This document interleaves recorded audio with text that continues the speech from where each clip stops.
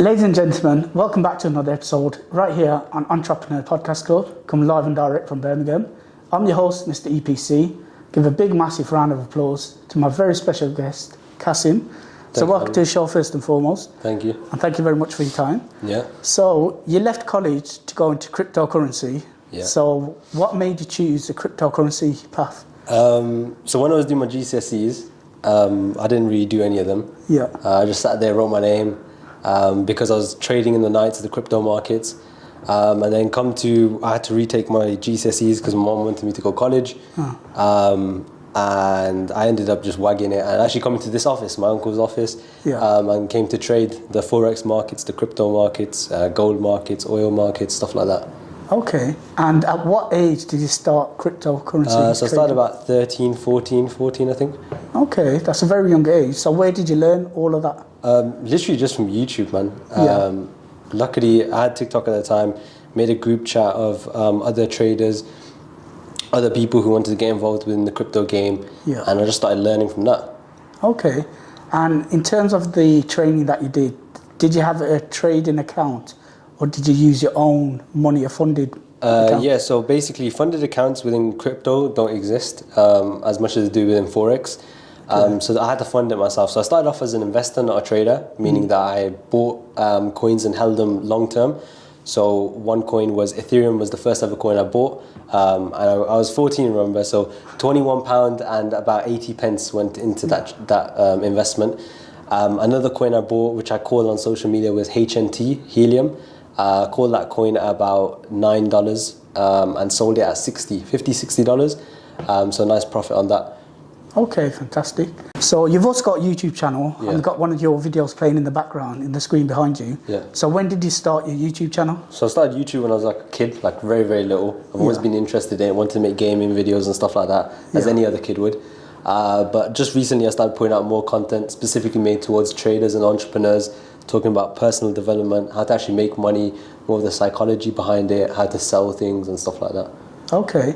And then when did you start filming about cryptocurrency and Forex trading? More about 2 years ago. I started more about the crypto. I talked about how to get into crypto, but at that time I was doing marketing as well. That was my main thing. So I owned a social media marketing agency. So I was talking about how to get marketing clients and how I did marketing and stuff like that. Okay, and do you still do marketing today? I do it more on the side, more to a passive side where I have other people just make the content and I'm the middleman essentially. But it's not to the level I was doing it before. It was a lot of work I was putting into it before. And trading for me, it's a lot more better, especially with the schedule it is. I like it way more. Okay, so let's go back to your marketing company. So what is it exactly that you do? So we used to go to like restaurants, barbers. I tried getting within the e-com game, the e-commerce websites, but it just didn't work out for me. But yeah, they were my main clients, barbers and food places, and I'd basically take over their social media for them, create content for them, organically grow them essentially, offering social media management, and then I was doing like ads and stuff for them. So Facebook ads were quite popular back then. Okay, and how did you go about getting the clients? I literally used to like email tons of people, DM every single day. I actually learned about marketing through a friend of mine who didn't grow up the best way and wasn't hanging around with the best people. But then COVID came, so everyone was locked at home. No one was really messing about like that. So he started taking up marketing and he started his agency at the end of lockdown. And I was very interested in how he did it, and he taught me the whole way. So I used to email everyone, message everyone, jump on calls as a kid, and I had to pretend not to be a kid, and sign clients, and I did well for myself at that age. Okay, and in terms of you mentioned your friend helped you. So, and you mentioned about emailing people, DMing them. So where did you get the email list from? Did you buy that, or so it would be a lot of work where I would go find their Instagram. If they didn't answer my DM, I'd look for an email. I'd go onto the website. I'd go on HMRC website to find out. I'd go on the government website, Company's House, to find out the name. So when I rang them or when I emailed them, I was actually asking for the owner. So it makes it look like, okay, I know who the person is. Yeah, okay. And in terms of the number of clients, when you had that marketing agency, What was the peak? I think the max was only like five, six. Okay. But it was bringing in like just under £1,000 for me because it was very, very cheap services I was trying to offer. Just trying to make money at that age. Literally just trying to grab anything and anything. Even one client I charged, I wanted the client so bad, like I really wanted to do work. I must have charged him £30, bro. Okay. So I was at a stage where I just wanted to get in somehow. Yeah. Okay, fantastic. And in terms of today, the marketing agency, how many clients do you have? It's just with some of the clients that I had back then that still want content. So it's like 3 clients, but it's just a little small profit for me. I only do because I actually like the clients and they want their content and stuff like that. So with you trading and doing the marketing, how do you manage your time? Well, the marketing is not really much work. I don't have to do anything at all. Trading is more of a tighter schedule. Especially when you trade something like the Forex markets, indice market, commodity market, because there's certain market open times. When it comes to crypto, it's a 24/7 market. So you can trade on the weekend. I don't personally do that. But yeah. Okay, and what time do you start trading? What time do you finish? So you start trading 8 o'clock when London opens. So London session opens at 8 o'clock, closes at 5 o'clock. New York opens at 2:30 UK time. And Asia opens at 1 o'clock in the night, so while we're sleeping. So while I'm sleeping, the way I make money is through an AI bot, an EA. So this bot actually trades gold for us while we sleep. And it does about 1% a day. Okay. So does that happen automatically? Yeah, so automatically it places trades and closes trades while we sleep, gathering profit, and it adds up at the end of the... well, by the time we wake up, we've either finished for the day or by 10 o'clock we're completely finished with the bot. Okay, and in terms of that bot, does that identify when you're about to make a loss and pull out? Yeah, so like if it takes a loss, it takes a loss, but the wins make up the losses. And the way we, don't take as much losses is if news comes out. So news is a big factor when it comes to trading. It can impact the news a lot. If you look at that screen right there in the middle, you can see a big drop on gold, and the reason for that is because news has just come out for Canada and the US dollar. So when the US dollar goes up, the dollar will basically, gold will basically go down. Okay, so how long did it take you to actually master the trading? I don't think there is anyone that can master trading. I think you're always something you can learn. There's always something new within the markets. There's always something new that you can do. It does take a lot of time, a lot of effort. You're going to make a lot of mistakes. There's always something new that happens within the markets. So it's just all about evolving. This isn't a game where you can be the same all the time. You have to evolve with the markets. You have to grow with the markets. And you'll grow yourself as well. Okay, fantastic. So what is the plan with trading? Are you looking at doing that full time for the next 10, 20 years? I wouldn't say 20 years. How old will I be in 20 years? Nah, definitely not 20 years. I'm always going to keep trading because it's a skill that you can keep very long term. You can teach your kids. My kids can teach their kids can teach their kids, and so forth. It's a money making machine, this is. But my trades as I go older will be more swing trades, meaning there'll be like maybe 1-2 trades a month. But they will make large amounts of money because they're all swing trades. I'll have to check it a couple of times a week, if that. Because I would want to use the money I've made from trading to invest in other businesses, because I don't think anyone can really call trading a hobby. I mean, it's not something, it's just there to make money. It's nothing. It's not fun. You're looking at numbers all day. I'm a very creative person, so there's a lot of businesses I want to get into, especially within the trading game. The one mistake I made when I was younger was trying to get my hand into everything and anything and do everything. But what I've learned is I just need to stay within one game and master that, and make money from that, and then move on to other things. Absolutely, yes. 100% correct, and I agree with you. There's a lot of people out there who are in business who are dipping here, dipping there. But once you concentrate on one thing, master that, and move on to another one, which is exactly what you said. So in terms of let's pull it back now and go into a bit about you. So where were you born and bred? Born and bred in Birmingham. It's an alright place. Nothing special. Would love to get out of here soon. Okay. And in terms of when you're 13, you start looking at cryptocurrency. What made you go into that direction at 13 years old? I think it's because not many people were doing it, and we talk about this within the crypto game. If your Uber driver and your grandma and your mom is talking about crypto, you know to get out then, because then everyone's in it. And when no one's talking about it, then you get back into it. Because when everyone's talking about it, that's the time to sell. And at that time, not many people were talking about crypto. Not many people, still to this day, not many people understand the concept of crypto. The only reason people know what crypto is because a lot of their friends got lucky and made substantial amount of money from just investing in this coin and that coin. Okay.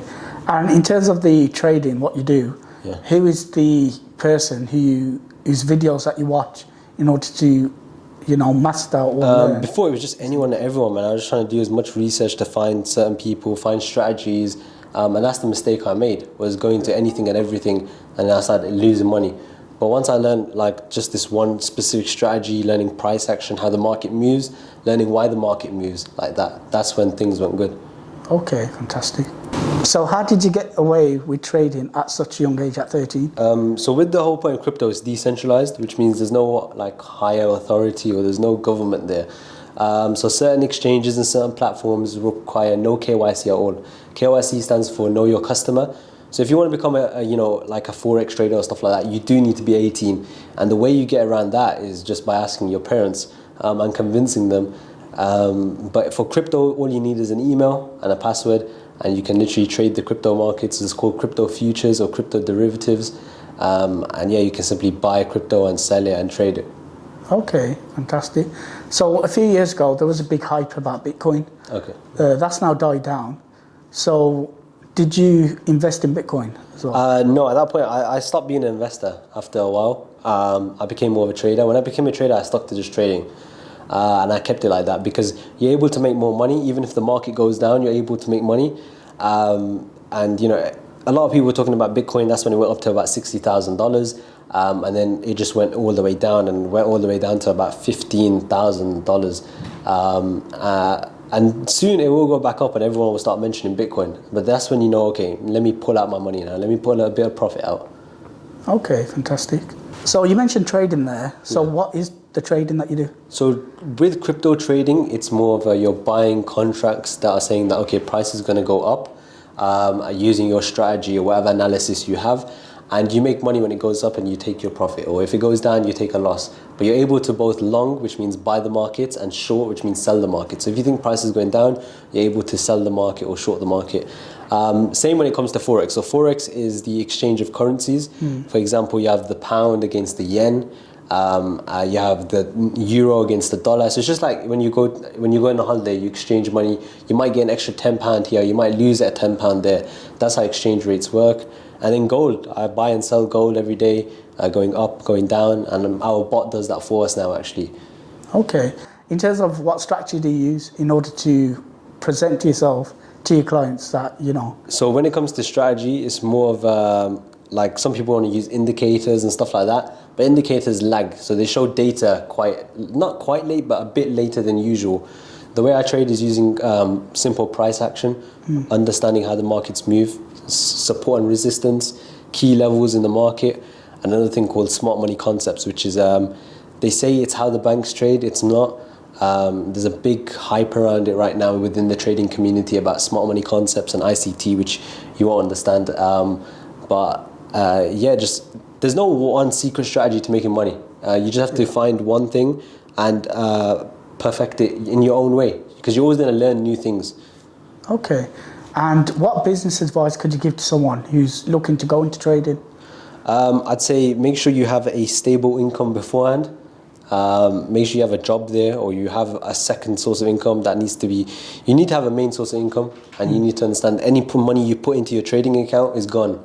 Think of it like that. It's gone. It's no longer there. It's not yours, because you're going to lose it. There's a possibility. 99% of traders lose. There's a very small, minute percent that actually can make money within the markets, because at some point you're going to end up losing money. So just when you do trading, look at it like a business. Every trade you take, put it in a spreadsheet, how much profit you made, why you took that trade. Did you get profit off that trade just because you got lucky? Because that can be a chance. You just have to be very smart about it, and think of it like a business. Okay. So how did you mitigate that risk when you first started out? Because I'm young, and I was younger then. Yeah. I'm able to take risks like that because I don't have no bills on my head. I don't have nothing I need to pay for. So risk to me is it's just a chance. It's another chance for me, and I can take as much risks as I want because there's not much on my head, which is great about being young. If you're a bit older, then what I'd say is do trading on the side. You know, learn it small little bits, and just grow your knowledge, and you can start making money slowly. Yeah. Okay, fantastic. And in terms of books, what books or reading do you do generally? So the books I read are more like psychological books, how to win friends and influence people, 48 Laws of Power, which many people don't like. It's a great book, fabulous book. What else is there?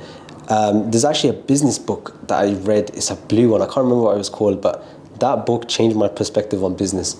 I really can't remember the name of it, but yeah, books is something I haven't been into for a while. It was more at the start. It's something I do need to get back into. Yeah. But I recommend everyone How to Win Friends and Influence People. A fabulous book. Yeah. Okay, fantastic. So when you left college to go into crypto, how did your parents take that when you told them? So my mom wasn't quite. She wasn't happy at all, to be fair. But my dad was the one that basically said, "Okay, you got a year now to prove yourself," because he knew I was wagging and coming here, and. You know, I owe my dad a lot, bro. I say this, like, the analogy might not make sense, but my dad's whole life, especially with his kids, the way it's been is like, in one hand, he's got a ladder, and I'm trying to climb that ladder. And because I'm a kid, you know, I might make some mistakes, so I might fall back and, like, break a step.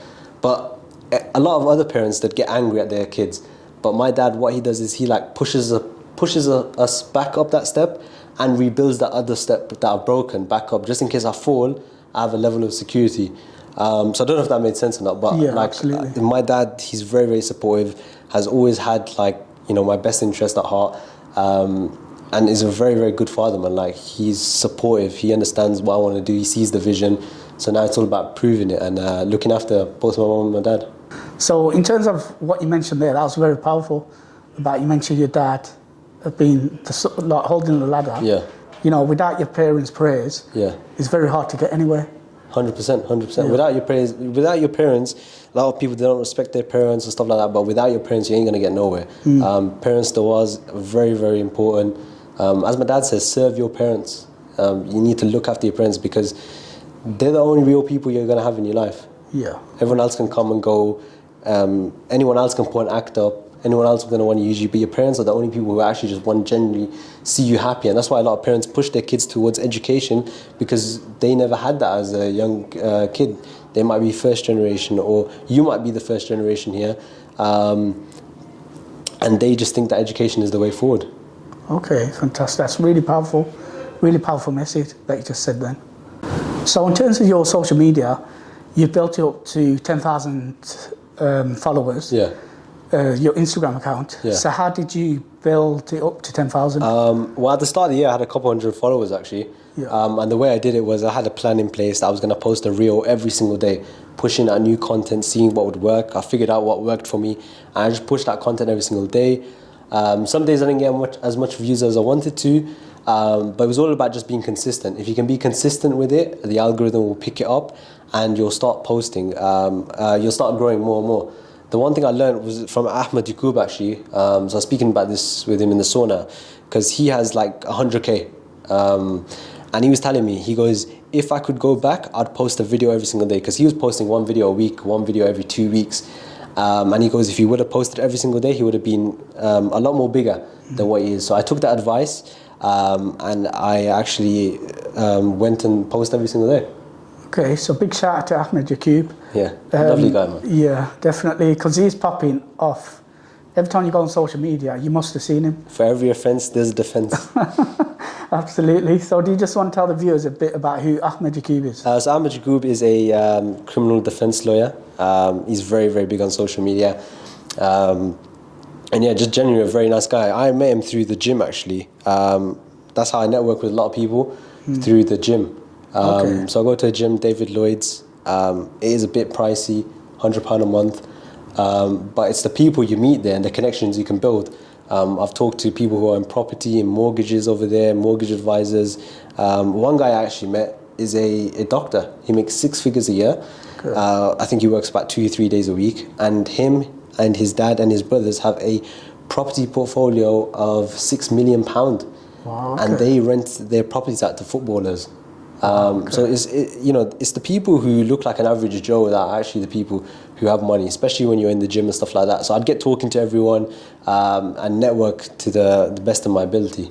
Okay. So outside the gym, in terms of networking, where else do you go about networking? I've never been to like a networking event or stuff like that. Maybe I'm just walking down the road and I see something, but other than that, it's more through social media nowadays. I think social media is how I built most of my network. So I've never met half the people, but I know them from London, from Manchester. One of the big ways I got into trading was from a guy called Zaki and Bilal. So Zaki's from London and Bilal's from Manchester. So them two guys are like my brothers, but I've never actually met them in person. Yeah. But I've learned a lot from them. They've been very supportive of me. They've helped me out throughout the way. So yeah, big up Zaki and Bilal, man. Yeah, big up Zaki and Bilal. Okay, and that is it for this podcast, ladies and gentlemen. I've been your host, Mr. EPC. Big shout out to Qasim for coming through, taking the time out to speak to me. I will put Qasim's all these links, social media links, in the description box below, along with his YouTube channel as well.